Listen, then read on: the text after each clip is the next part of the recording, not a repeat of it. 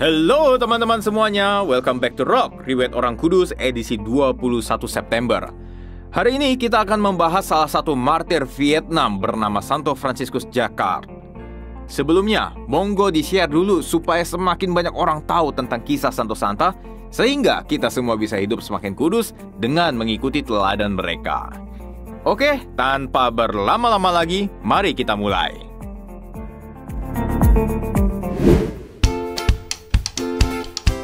Cerita bermula tanggal 6 September 1799. Lahirlah seorang bernama Francis Jacquard atau Franciscus Jacquard di Onion, Prancis. Franciscus tumbuh menjadi remaja Katolik yang taat, dan di waktu SMA dia memutuskan untuk masuk seminari menengah di Melan dan melanjutkan di seminari tinggi di Chambéry tahun 1819. Dia kemudian bergabung dengan Seminari Foreign Mission of Paris atau MEP. Pusat MEP ada di Paris dan bertujuan untuk mewartakan karya evangelisasi di negara-negara non-Kristen, khususnya di Asia. Ia kemudian ditabiskan menjadi imam tahun 1823. Setahun kemudian, Franciscus ditugaskan menjadi misionaris di Cochin, China, atau kalau sekarang sebutannya Indochina. Oh ya guys, Indochina itu bukan berarti Indonesia Cina ya, tapi wilayah-wilayah yang terpengaruh budaya dari India dan Cina, atau Tiongkok kalau sebutannya sekarang ya. Cochin sendiri adalah sebutan India dalam bahasa Portugis. Nah, negara-negara Indochina ini ada banyak guys, semua di Asia Tenggara sih.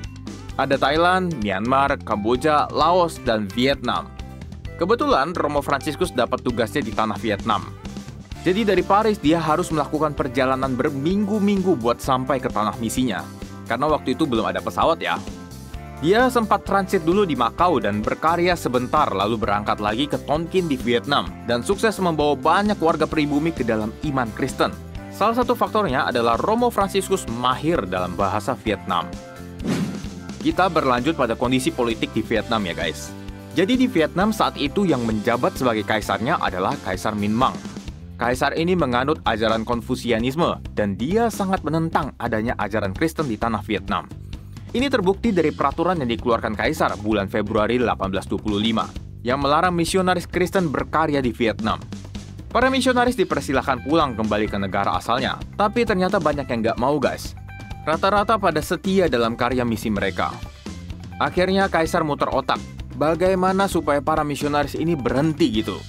Karena waktu itu dia juga lagi butuh penerjemah bahasa Prancis, maka strateginya dia meminta imam-imam misionaris dari Prancis ini buat menerjemahkan manuskrip-manuskrip seorang filsuf Prancis ke bahasa Vietnam.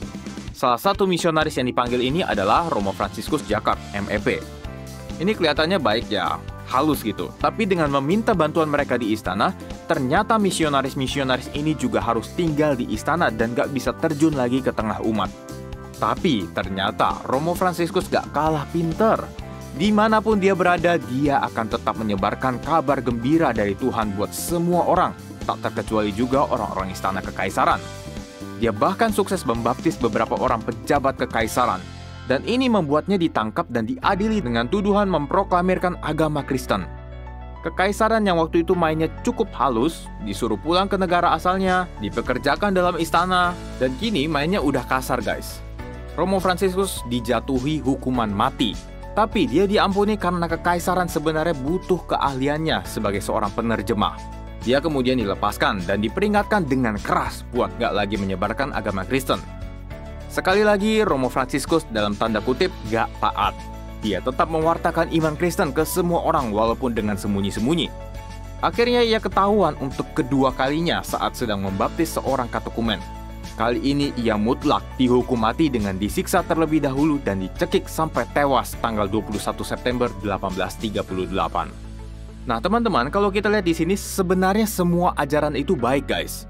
Tapi yang salah adalah sikap kaisar yang mabuk agama, sehingga menghalalkan segala cara untuk menjunjung agamanya itu. Padahal ajaran agamanya itu sendiri nggak ada peraturan kayak gitu. Nah kita juga bisa belajar guys supaya kita nggak mabuk agama. Betul, kita harus tetap belajar agama kita dan terus mendalaminya seumur hidup kita.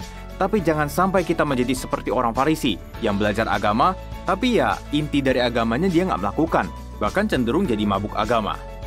Nah, teman-teman sekalian, kita juga bisa melihat nih kalau kisah Romo Franciscus ini mirip sama Petrus dan Yohanes di Kisah Para Rasul 4 ayat 18-19.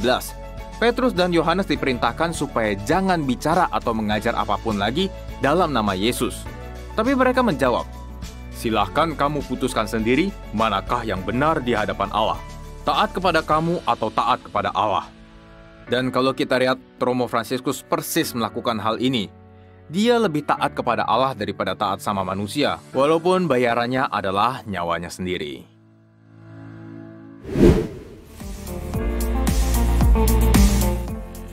Oke, teman-teman sekalian, demikianlah kisah dari Santo Fransiskus Jakart, MEP. Semoga bisa bermanfaat ya untuk teman-teman semua. Terima kasih sudah menonton dan sampai jumpa di Rock edisi selanjutnya. Ciao!